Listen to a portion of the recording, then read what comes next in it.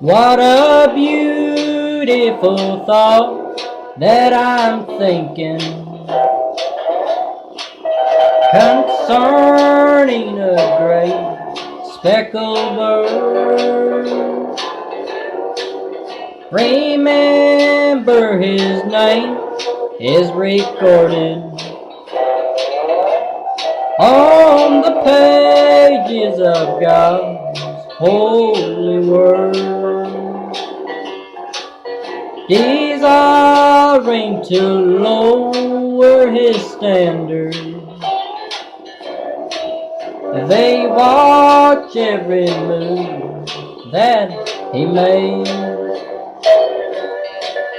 They long to find fault with his teaching, but really they find no mistake. I am glad I have learned of his meekness. I am proud that my name is on his book, for I want to be one, never fearing the face of my Savior to look. When he cometh descending from heaven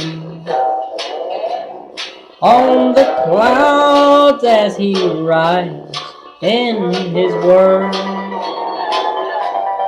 I'll be joyfully carried to meet him